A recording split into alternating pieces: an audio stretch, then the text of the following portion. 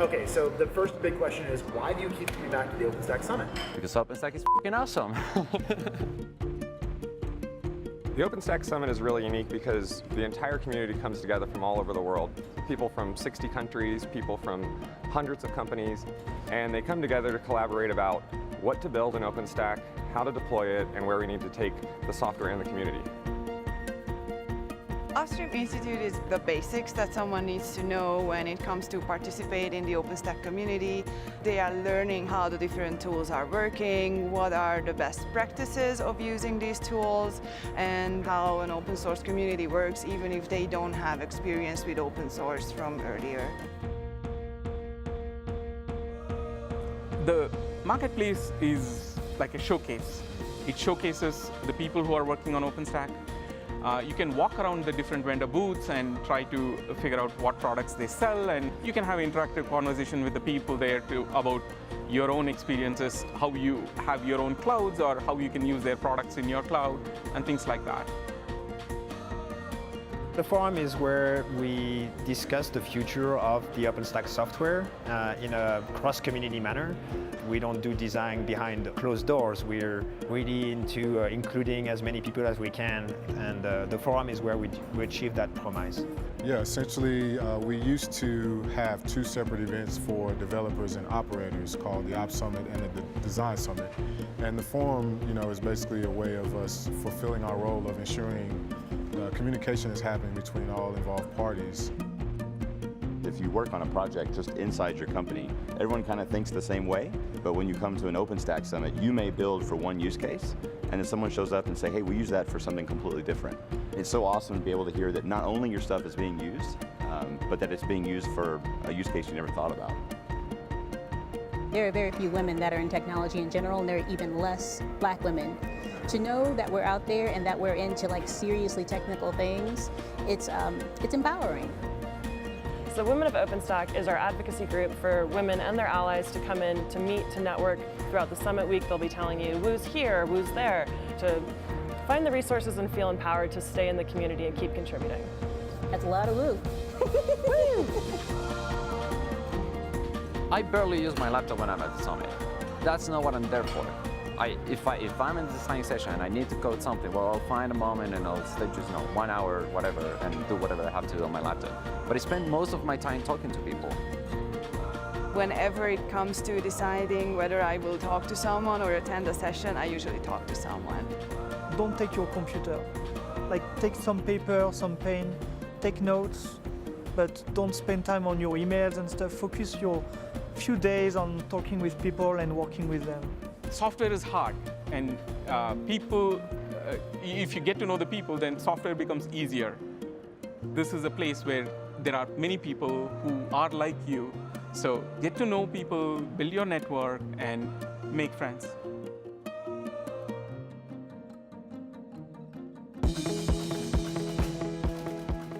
Good morning and welcome to the Vancouver Summit.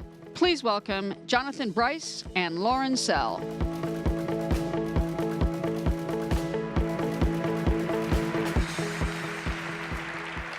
Good morning. We're very excited to have you all here this week. We've got a lot of great content, a lot of great people here, and it's going to be a very productive week. Let's welcome the OpenStack Foundation COO, Mark Collier. All right. Good morning, everyone. So how many of you are here at a summit for the first time? See a show of hands. All right. This is amazing. Well, as you are filing in and getting your badges, you're probably looking around and going, who the heck are these people? And what are they doing here? What am I doing here? So to put it really simply, we are a community of people who build and operate infrastructure. But what's really special about this community is that we build and operate open infrastructure. And we're going to have a lot of time, like any tech conference, where we're going to hear about what's being built, what the tools are, the open source projects. We're going to hear from the people building them, and that's going to be awesome. We're going to be hearing about that throughout the morning. But I want to start off by dedicating this keynote to all the operators out there, the people that actually operate the open infrastructure that we all rely on every day. I have so much respect for these people. they are doing amazing work to put all the stuff that the communities are building into action, into practice. You know, those of us may not realize it every day, but we are relying on the stuff that they do, the infrastructure they operate. And we're talking about planes, trains, and automobiles. And sometimes we need all three to get where we're going. Now, some of you are too young to remember this movie, but that's okay. It's really good. It's called Planes, Trains, and Automobiles. Okay, let's move on. Now, this infrastructure, this open infrastructure, is being operated all over the world.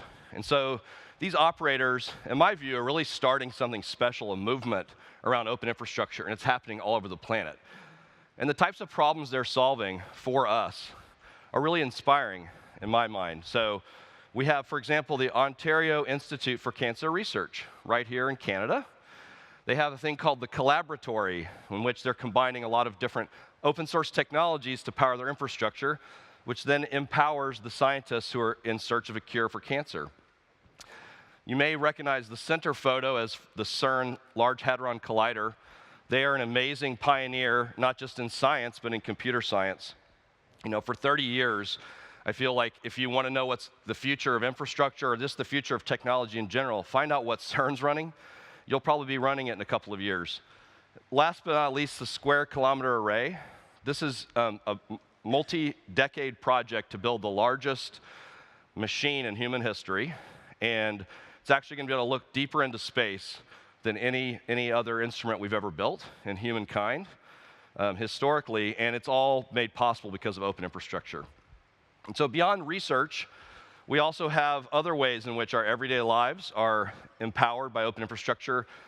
Retailers, large and small, that we are all familiar with, banks, and of course, insurance companies. And in fact, Progressive is someone we're going to be hearing from in just a few minutes. Now, the reasons people embrace or are drawn to open infrastructure as a strategy vary. So people have different reasons, right? We often hear cost and compliance. So I mentioned the Ontario Institute for Cancer Research, and you know, they have told us that they're able to actually operate at 40% less expensive infrastructure by using open components. And the compliance landscape, let's face it, is more complicated than ever. I mean, any of you that do business in Europe probably have concluded by now that GDPR is in fact a 4-letter word. And of course, there are many other forms of compliance, but that's the one that people like to make fun of right now, so I had to slip that in there. So beyond cost and compliance, to me, one of the most interesting developments in infrastructure and cloud in general is that our operators are being asked to do more for their businesses, for their end users. So people expect their infrastructure now to be able to handle artificial intelligence, machine learning. Containers are really a given these days at various levels of the stack because of how powerful they can be. And people are starting to experiment with serverless. And so this is the world that operators live in right now. More pressure on cost and compliance, more pressure to deliver additional functionality in their clouds. And on top of the functionality piece, they're actually being asked to do it in more places. So cloud is no longer just about the data center. We're going to be hearing a lot more about edge throughout this week. As Jonathan mentioned, we have edge keynotes, and there's other content we'll be hearing from some folks that are leaders in the edge community later this morning, as a matter of fact. So when you put all of this together, one of the conclusions that I've come to that's a little different than perhaps we thought cloud was going to turn out to be is that there's a myth, I believe, that cloud is consolidating, and I really think that that's absolutely not what's happening. You know, we were told in the early days of cloud, it's just going to be the lowest speed x86 chips, really cheap hard drives, scale out as far as the eye can see, and that's it. That's the beauty of cloud. And that's not the way things are playing out. You know, the ways in which cloud are diversifying are being driven by both hardware and software, and those are being driven by the demands of the applications and the workloads, right? And so, for example, if you just look at the hardware landscape, there's, of course, x86, still a huge part of everybody's infrastructure, right? But GPUs are absolutely mainstream now. And it's not just for Bitcoin mining, believe it or not, or gaming. It's also for a lot of other applications. Of course, HPC, And we're starting to see AI and machine learning algorithms that can operate much faster on GPUs. And there are other architectures that are emerging as well that people are experimenting with, both at the edge and the data center in terms of things like FPGAs, other custom processors. Google actually unveiled their 3rd generation tensor processor unit a couple weeks ago, and people are starting to look at ARM again for the server space. But really, I think the software is probably the biggest topic for the week here at an open source conference. And I thought it was really eye-opening when I looked at our schedule of topics. To me, this really tells the story of what life is like for an open infrastructure operator. So we have more than 30 different open source projects, many from different communities that are being discussed this week. So why is that? Well, this is the way people are solving the hard problems when it comes to infrastructure and cloud. And so from the standpoint of an operator, this is also where the challenges come from. So they can draw from this incredible catalog or universe of things the builders out there are building to solve hard problems, and that's awesome. But putting that together is also the challenge, right? And so when we ask, why is it that people are solving these problems in the open these days, it's really because it's the best way to solve problems. Scientists have been trying to tell us this for a long time, right? This is how science works, so why shouldn't computer science work the same way? And really, the broader point here is that one is not enough. One is never enough. One cloud provider is not going to be enough to power the needs of infrastructure globally. One open source project is not going to be enough. It's already not enough. There's no one open source project that can possibly power a complete cloud with all the capabilities people expect today. And one foundation is not enough. So none of us should be thinking with our blinders on in our silos about our piece all the time. We have to specialize, certainly, and build the components that we are good at, but we've got to keep looking at the big picture because that's what our operators need. And even with all of that open source that powers and makes possible open infrastructure, the open source components are actually not enough either. And that's because turning open source into open infrastructure is not trivial. You have got to integrate and operate all of these pieces. And a lot of the speakers we'll be hearing from this morning are talking exactly about how we're trying to tackle this problem as a community and as an industry at large. And even beyond the technical challenges, if you think about it for a moment from the standpoint of these operators, they are not only consuming open source from, say, 30+ projects and communities, trying to keep pace with that and understand what new releases are, trying to figure out kind of the nuances of the different communities, trying to participate. And that's a lot to ask of these operators. They're trying to deliver infrastructure we rely on. So, we can't expect them to know every nuance of every community, right? For example, there's no way we could expect every operator out there of open infrastructure to know what kind of drink you're supposed to buy the sender team when you run into them, right? That's just like absurd. By the way, it's Fireball. So that's one more you can check off your list, but hopefully by the end of the week you can complete your bingo card. So let's go back to who exactly is operating open infrastructure. So I talked about some big users earlier, mentioned the planes, trains, and automobiles, talked about the science, people that run open infrastructure for our benefit, as well as retail and finance.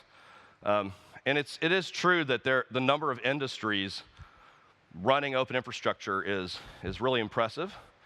And by the way, it's not just private cloud, it's also public cloud. So a lot of dozens of public clouds all over the world are built on open infrastructure, and that gives people another model to consume infrastructure. But I will let you in on one secret that I did recently discover, which is that logos actually don't operate infrastructure, as it turns out. It's people. So people actually operate the infrastructure.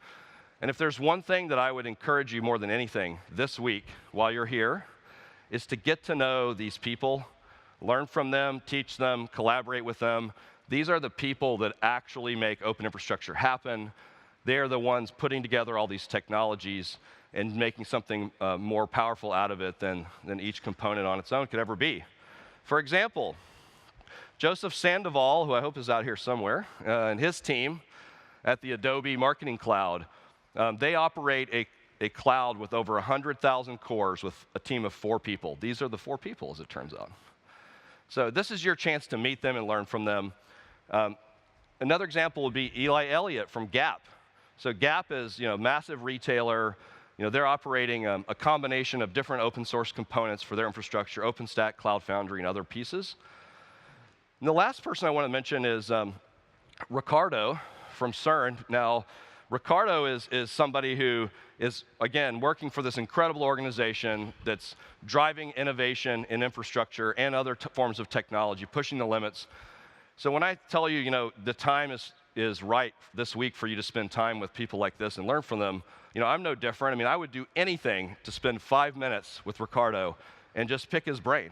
I mean, this is somebody that I know I could learn a lot from. Oh, hey. How you doing? Well, this is a weird coincidence. Okay. Awesome. Well, welcome, Ricardo. Thank you. All right. So what kind of stuff are you doing at CERN? So we are doing a lot of container infrastructure, also OpenStack based on OpenStack. So we've been playing a lot with Federation these days. Okay. So, yep. Cool. Is there something you can show us? Yeah, maybe. Do you want to see a live demo? A live demo? Sure, why not? Let's see. Live demos never crash, right? That should be fine. Exactly. So this is an example of one of the applications we've been using recently, which is to try to process all this data that you mentioned with these big machines we have. Okay. So we are using Kubernetes, OpenStack Magnum, Manila, and we'll try to do a demo of what we are using here. So this is this will be live. So hopefully live. This will work. Uh-oh. Yeah. So there we go. So this is running on real infrastructure out in the world. This is running from the CERN cloud. The CERN cloud, right now. Okay.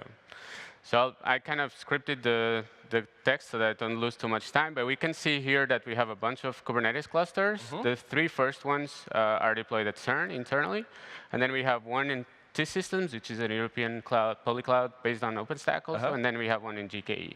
Okay, so each of the ones that say Atlas are referring to the CERN OpenStack private cloud. Yeah. That you operate, and then you have Google Compute Engine, or GKE, and T-Systems. So this is awesome. So you're leveraging all those different clouds. So what are we seeing So here? these are the 3 ones that we mentioned that are running at CERN. So for this demo, I have 3 clusters of 20 nodes each. So the first thing we have to do is to create the federation. So we're actually working to integrate this functionality into OpenStack Magnum so that we don't have to do this manually. For this demo, I already pre-created. So we can see that we're starting with an empty federation, no clusters in. Like, well, that's no fun. Yeah. So the other thing we're also working on OpenStack Magnum is to automate the management of the federation inside. For the moment, this is still being reviewed, so we will use the native tools from Kubernetes. So let's add the first one. So we just added 1 cluster to our federation. Okay. I'm adding a second one, because 1 is also not fun. And let's see. So we have 2 here. So there we go. We just added 2 clusters to our federation, 2 separate clusters, Kubernetes clusters deployed with OpenStack. So to start the demo, we'll use this tool that our physicists use to submit their workflows for data analysis. Sure, I'm very familiar with physicist tools. Of course. Yeah. Who isn't? So we have a couple of examples here. So we have one analysis to kind of look for the Higgs boson. Sure, yeah. I mean, I'm sure you all look for the Higgs boson in your spare time. We also have dark matter. Dark matter, I don't know if we want to find that. And supersymmetry. Supersymmetry, okay. That's kind of scary too. All right, let's try to find the Higgs boson, should we? Let's go. Oops. No. Oh, no. No. You know, they made me promise not to make a black hole joke, but I feel like maybe we might have made one. Wait, we'll get it back. This is live, you can see. Go.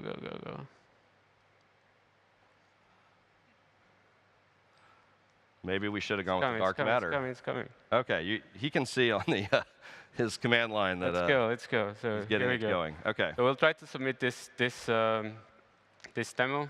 So just to show that it's live. Okay. And then, so this will generate the workflows. It's submitting the workflow into this federation. So we'll have to wait a bit because these are complex workflows. So we'll have to wait a couple of minutes. But we can see already that there's one job running there in this Atlas Recast X, the third from the top.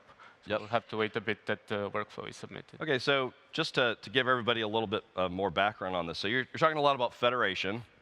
I noticed you got some Kubernetes commands in here, and we know you're running on some different clouds, OpenStack and Google-powered clouds. Like what kind of federation are you talking about here? So these are, we have a lot of infrastructure inside CERN, but we need to expand our compute resources because we have these big detectors generating a petabyte a second that we can't handle, so then we filter it. A petabyte per second? Yeah, so we can't handle that, so we kind of filter the data. Insane.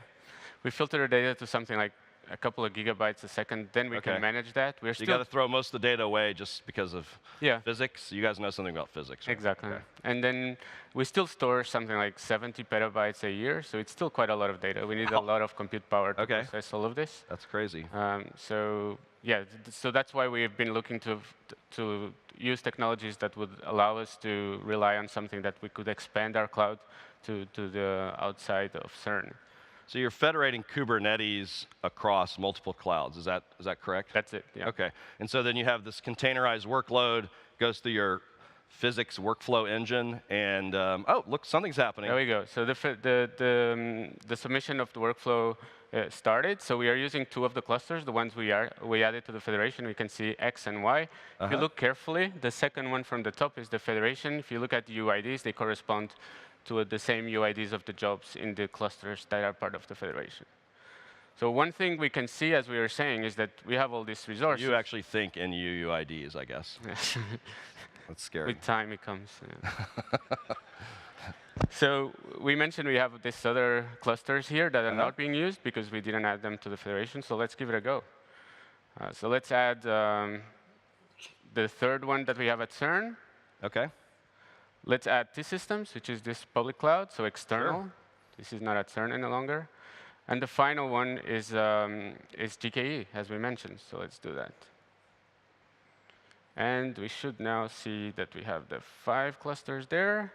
And now these jobs take a while, so it might be that it takes a couple of seconds to show here, but hopefully we'll see here. Okay, so we're now running this workload for your physicists who are analyzing data, looking for the Higgs boson on 5 different clouds using Kubernetes, all through the magic of this software that you all have been able to integrate and build. Exactly. So there you go. We have jobs running on all the 5 clusters in this federation. That's amazing. Yep.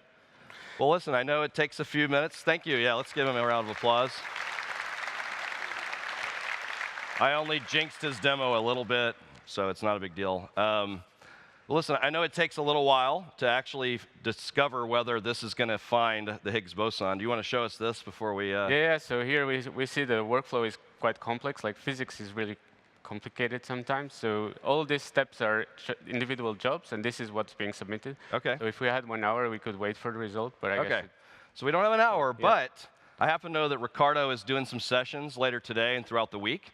So maybe go to the session and find out if we actually found the Higgs boson this morning live. Thank you so much. Thank you. Appreciate you joining us. Cheers.